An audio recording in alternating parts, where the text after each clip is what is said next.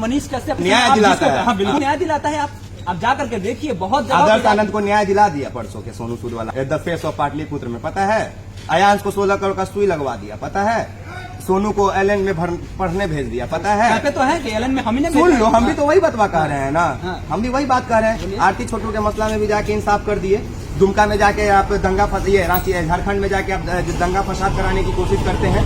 Digital media पे क्रांति आया, बहुत सारे पत्रकार आज जन्म लिए हैं और इनके बदौलत वो प्रेरणा के स्रोत बने। ये बात करते हैं भेड़ चलता है, झुंड में चलता है। एको को भेड़ भुला जाता है झुंड से, तो उसका कहानी खत्म हो जाता है। न्याय भी तो दिलाता है वही भेड़ जो आज मनीष कश्यप आज के समय में बहुत ज्यादा पैसा कमा रहे हैं और बहुत ज्यादा नेम फेम है, तो ये काहे नहीं मानते ये बात। बिहार में बहुत लोग एक दूसरा के देख के दारू बेचना भी शुरू कर दिया, मोहल्ले मोहल्ले। क्या कि एगो दारू बेचना शुरू किया था, दूसरा का देखा रे साला 3 तल्ला घर बना लिया दारू बेच के, कम से कम हमहू बना लेंगे। गलत चीजों को अगर आप देख के कर रहे हैं तो वो सही कैसे हो जाता है। विकास राज का विरोध बाल पे हो जाएगा, मूंछ पे हो जाएगा, गांजा पे हो जाएगा।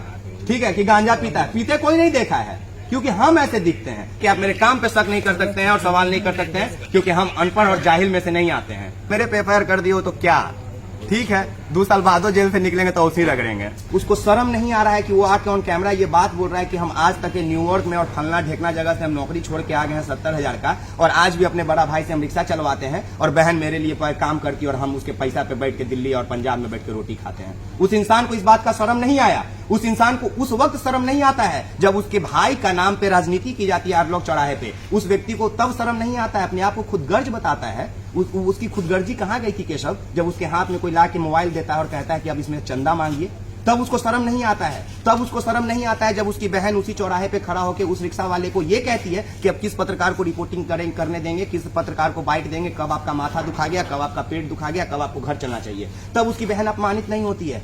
हमारे साथ में एक्सपोज मीडिया का विकास राज है, और विकास राज पे आप लोग को पता होगा कि आज के समय में एफआईआर हो गया है। एफआईआर इसलिए हो गया है क्योंकि इन्होंने दीपक रिक्शा वाला के लेकर के उनके दरवाजे पर जाकर के वहां पे रिपोर्टिंग किए और उसका एक्सपोज कर दिया। इसके बाद में उनके घर वाले ने इनके ऊपर में एफआईआर कर दिया। काहे ऐसा करते हैं जी कि किसी के ऊपर में जाकर के एक्सपोज कर देते हैं और वो आदमी आपके ऊपर एफआईआर कर देता है, और उसके बाद में देखा जाता है कि तमाम तरह का फेसबुक पर चलने लगता है, कुछ पत्रकार आपका विरोध करने लगते हैं।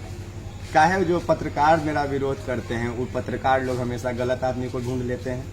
काहे हमेशा इस बिहार की भावनाओं से खेलने की कोशिश की जाती है।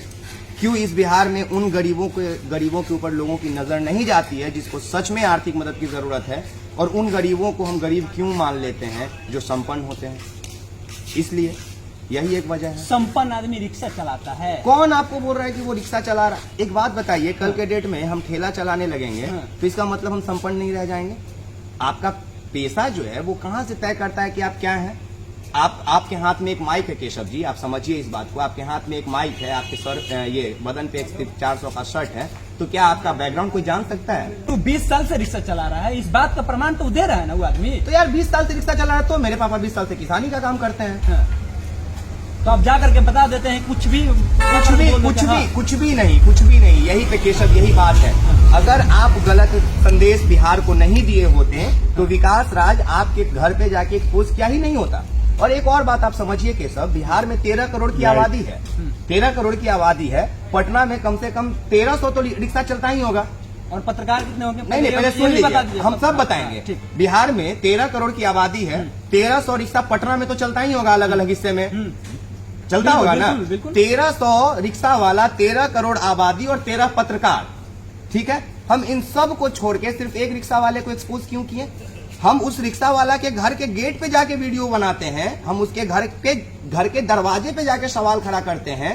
पर भाई यहाँ और भी ऐसे रिक्शे वाले हैं जिनके पास ना घर ही नहीं है ना उनके घर का दरवाजा है, हम उसके घर पे क्यों नहीं चले गए एक्सपोज करने? आप एक व्यक्ति, इतना 13 पत्रकार है और बिहार में बहुत सारे पत्रकार है, आप एक पत्रकार जो भी काम करता है उसका विपक्ष क्यों करने लगते हैं? हम एक पत्रकार का नहीं करते हैं। नहीं, बताइए। एक पत्रकार का नहीं करते हैं। हम उस एक पत्रकार के झुंड का विरोध करते हैं। अच्छा। आप बात समझिए। हम उस एक पत्रकार के झुंड का विरोध करते हैं। और झुंड का विरोध इसलिए करते हैं क्योंकि उस झुंड के वजह से जो वास्तविक पत्रकारिता होता है वो इस बिहार में अब खो जाने की स्थिति में है, विलुप्त हो जाने की स्थिति में है। तो क्या आप इंतजार करते हैं केशव कि जैसे बात क्या? एक बात बताइए। कहते हैं वे लोग कि इन्हीं के आने के बाद डिजिटल मीडिया पे क्रांति आया, बहुत सारे पत्रकार आज जन्म लिए हैं और इनके बदौलत वो प्रेरणा के स्रोत बने। ये बात करके आप हंस रहे हैं, ये फैक्ट हम बात है। हंस इसलिए रहे हैं, सेंट्रल यूनिवर्सिटी से पढ़ाई किए हो ना? बिल्कुल। मास कॉम किए हो? बिल्कुल। किस ईयर में एडमिशन लिए थे? 19 से 21 हमारा सेशन था पीजी की। क्या उस समय तुम जानते थे कि हमको आके इस तरह से चिल्लाना है? क्या उनको देख के तुम पत्रकारिता करने आए थे? नहीं, हम तो नहीं। जब तुम ये सोच के, जब नहीं तुम भी पत्रकार हो ना मेरे भाई, बिल्कुल। तो जब तुमने पढ़ाई करना उस एक व्यक्ति को देख के नहीं सीखा, जब तुमने पढ़ाई करना पत्रकारिता करने का विचार अपने मन में किसी को देख के नहीं लाया, मतलब कि तुमने पत्रकारिता को अपना धर्म माना, तुमने पत्रकारिता को अपने ऊपर अमल किया कि हम पत्रकार बनेंगे, तब ने तुमने पढ़ाई करना शुरू किया। इट मीन्स कि तुम्हारे अंदर बचपन से ये मन था।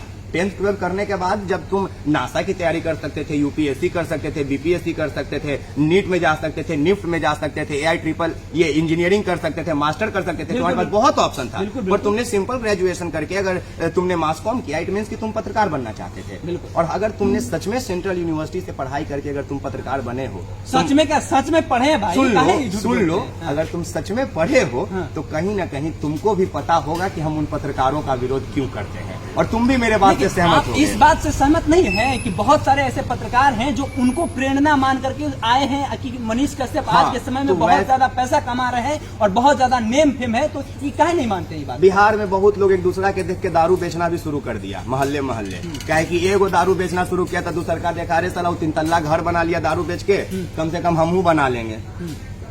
गलत चीजों को अगर आप देख के कर रहे हैं तो वो सही कैसे हो जाता है? एक महाभारत में कौरव 100 गो था, पांडव 5 गो था।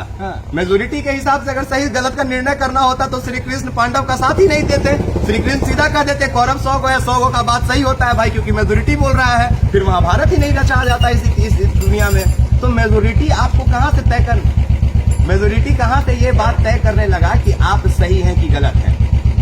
भेड़ देखे हैं? बिल्कुल। भेड़ चलता है, झुंड में चलता है। एको को भेड़ भुला जाता है झुंड से तो उसका कहानी खत्म हो जाता है। न्याय भी तो दिलाता है वही भेड़ जो आज न्याय दिलाता है। हाँ, बिल्कुल न्याय दिलाता है। आप जा करके देखिए, बहुत आदर्श आनंद को न्याय दिला दिया परसों के सोनू सूद वाला अथी में, द फेस ऑफ पाटलिपुत्र में, पता है? अयांश को 16 करोड़ का सुई लगवा दिया, पता है? सोनू को एलन में पढ़ने भेज दिया, पता है? कहते तो है कि एलन में हम ही ने सुन लो, हम भी तो वही बतवा कह रहे हैं ना, हम भी वही बात कर रहे हैं। आरती छोटू के मसला में भी जाके इंसाफ कर दिए, दुमका में जाके आप दंगा फंसिए, रांची झारखंड में जाके आप दंगा फसाद कराने की कोशिश करते हैं।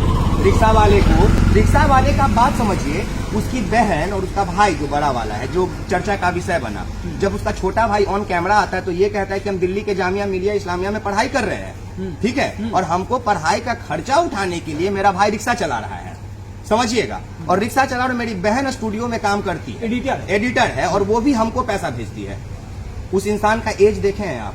बिल्कुल। उस इंसान का एज देखे हैं? उसको शर्म नहीं आ रहा है कि वो आके ऑन कैमरा ये बात बोल रहा है कि हम आज तक न्यूयॉर्क में और फलना ढेकना जगह से हम नौकरी छोड़ के आ गए हैं 70,000 का, और आज भी अपने बड़ा भाई से हम रिक्शा चलवाते हैं, और बहन मेरे लिए काम करती है और हम उसके पैसा पे बैठ के दिल्ली और पंजाब में बैठ के रोटी खाते हैं। उस इंसान को इस बात का शर्म नहीं आया। उस इंसान को उस वक्त शर्म नहीं आता है जब उसके भाई का नाम पे राजनीति की जाती है आरलोक चौराहे पे। उस व्यक्ति को तब शर्म नहीं आता है, अपने आप को खुदगर्ज बताता है। उसकी खुदगर्जी कहाँ गई थी केशव? जब उसके हाथ में कोई ला के मोबाइल देता है और कहता है कि अब इसमें चंदा मांगिए, तब उसको शर्म नहीं आता है। तब उसको शर्म नहीं आता है जब उसकी बहन उसी चौराहे पे खड़ा होकर उस रिक्शा वाले को ये कहती है कि अब किस पत्रकार को रिपोर्टिंग करने देंगे, किस पत्रकार को बाइट देंगे, कब आपका माथा दुखा गया, कब आपका पेट दुखा गया, कब आपको घर चलना चाहिए। तब उसकी बहन अपमानित नहीं होती है। लेकिन जब विकास राज, एक्सपोज मीडिया का, और करिश्मा की रिपोर्ट की करिश्मा और बेलगाम भारत के चितरंजन राय जब सच्चाई को सामने लाते हैं तो आप कहते हैं कि आपके मान सम्मान को ठेस पहुंचा। अब बात समझिए भाई साहब, अगर आप इतने मर्यादित थे, आप इतने सभ्य घराने से आते हैं कि जहां पे आपको बहन और भाई पढ़ाने का रिस्पॉन्सिबिलिटी लिया है, तो आपके कंधे पे ये जिम्मेदारी बन रही थी कि आप अपने बहन को पर्दे के पीछे रख के कैसे उसको नए घर में स्थापित करें, कैसे उसको एक बढ़िया परिवार में शादी करें। पर आप मूर्ख आदमी, आप ये कहते हैं कि हम लोग ऐसे परिवार थे कि मेरा मान सम्मान है, और उसी परिवार के लिए चंदा मांगा जा रहा था ना केशव जी, बिल्कुल उसी परिवार के लिए ना। तो उस समय वो मान मर्यादा कहाँ था? और विकास राज ने कभी भी ये नहीं कहा ना कि एक्सपोज मीडिया ने एक्सपोज क्यों किया, पता है आपको? एक्सपोज मीडिया ने एक महिला की जान बचाने के लिए एक्सपोज किया इस खबर को। जब रिक्शा वाला ये स्टेटमेंट देता है कि मेरी पत्नी नहीं है, मेरी शादी नहीं हुई, क्यों नहीं शादी हुई? गौर कीजिएगा बात पे, क्यों नहीं शादी हुई? क्योंकि मेरी बहन अभी कुंवारी है और हम बहुत गरीब थे, हम बहुत गरीब थे इसलिए मेरी शादी नहीं हुई और मेरी बहन की भी शादी इस वजह से नहीं हो रही है। लेकिन हकीकत बात ये है कि दीपक शर्मा रिक्शा वाला है, वो शादीशुदा है। उसकी पत्नी जो है वो हैंडीकैप्ड है, मतलब विकलांग है शारीरिक तौर पे। वो एक्सेप्ट नहीं करती है या आप एक्सेप्ट नहीं करते हैं तो इट मीन्स कि आप शादीशुदा ही नहीं है। आप शादीशुदा है। कल के डेट में अगर उस पत्नी को कुछ हो जाए, कल के डेट में उस महिला को कुछ हो जाए जिसको ये कहता है कि मेरी पत्नी नहीं है, तो के वो मीडिया जाएगा ये बात दिखाने के लिए हमको बताया कोई? क्या उसकी जिंदगी नहीं है? वो भी तो किसी के घर की बेटी है, वो भी तो किसी के घर की बहू है ना जी। वो भी किसी न किसी की बहन होगी ना, किसी की बेटी होगी ना। तो आपकी बहन अपनी बहन, आप दूसरी की बहन को ला के अपनी पत्नी बना ली और सीधे खुलेआम कहते हैं चंदा मांगने के लिए कि हम शादीशुदा नहीं है। और इस बात की सच्चाई विकास राज आपके सामने रख देता है, एक्सपोज मीडिया वाला। बेलगाम भारत वाले चितरंजन राय रख देते हैं, करिश्मा की रिपोर्ट की एक बहन रख देती है, तो मिर्ची लग जाता है, तो आप FIR कर देते हैं। तो ये सच को दबाने की कोशिश किया जा रहा है ना। बिल्कुल बिल्कुल। एक बात आप बता दीजिए लास्ट में कि आपके ऊपर FIR हुआ है, आपका आगे का स्टेटमेंट क्या होगा? आप स्टैंड क्या लीजिएगा? यार भाई स्टेटमेंट स्टैंड का होगा? अगर मान लो तुम्हारे पास अभी खड़ा है, अगर पुलिस आके गिरफ्तार कर लेगा तो फिर मेरे बाबूजी हमको बेल कराएंगे। गलती से अगर हम बाहर रह जाते तो हम अपने बेल ले लेंगे। भगत सिंह फांसी चढ़ गए थे ना, गलत से तब चढ़ गए थे कि सही से चढ़ गए थे। तो यार ये तो इतिहास हमारा कहता है कि तुम अगर सच का साथ दोगे, तुम सच बोलोगे तो तुमको मारा जाएगा, पीटा जाएगा, दबाया जाएगा। लालू यादव आज जेल में थे ना जी, लालू यादव जेल में थे, आज बाहर है ना। जब वो जेल जाते हैं तो कई लोग विरोध करता है, जब बाहर आते हैं तभी विरोध होता है। हाँ, कुछ है तभी तो मेरा विरोध होता है। विरोध विकास राज का होता है, विकास राज के खबर का विरोध नहीं होता है। ये बात याद रखिएगा। विकास राज का विरोध बाल पे हो जाएगा, मूछ पे हो जाएगा, गांजा पे हो जाएगा। ठीक है कि गांजा पीता है, पीते कोई नहीं देखा है क्योंकि हम ऐसे दिखते हैं। तो आप मेरे लुक पे सवाल कर सकते हैं, आप मेरे बेटे पे, शकल सूरत पे सवाल कर सकते हैं, लेकिन आप मेरे काम पे सवाल नहीं कर सकते हैं। इतना हमने अपने काम को मेंटेन करके रखा है, इतना मेंटेन करके रखा है कि आप मेरे काम पे शक नहीं कर सकते हैं और सवाल नहीं कर सकते हैं, क्योंकि हम अनपढ़ और जाहिल में से नहीं आते हैं। आप 66A का कानून पढ़ के पता नहीं गूगल से कहां से आ गए होंगे दीपक शर्मा के भाई जी। हम कानून पढ़े हैं। 66A बंद हो गया है, सुप्रीम कोर्ट का है, जाके पढ़िए। श्रेया जी का नाम जानिए कौन है, हिंट दे रहे नहीं जानते हैं तो पता चल जाएगा। केस पढ़ा तो कीजिए, धारा लिखाने से नहीं होता है दीपक शर्मा के भाई जी। और दिल्ली के जामिया से पढ़ के आने के बाद ना रविंद्रनाथ टैगोर नहीं हो जाता है सब, ठीक है? जवाहरलाल नेहरू नहीं हो जाता है सब, निर्मला सीतारमण नहीं हो जाती है सब। कानून जान गए, आ गए बखेड़ा खड़ा करने, गलत चीज है। सही खबर दिखाओ यार, और मेरे पे FIR कर दियो तो क्या, ठीक है? 2 साल बाद जेल से निकलेंगे तो उसी रगड़ेंगे। चलिए 2 साल बाद भी जेल से निकलेंगे तो वैसा ही रगड़ेंगे। और ये साफ तौर पे कह रहे हैं कि हम डरने वालों में से नहीं है। बाकी आपको ये वीडियो कैसा लगा कमेंट सेक्शन में बताइएगा। हमारे साथ विकास राज थे, बहुत बहुत धन्यवाद।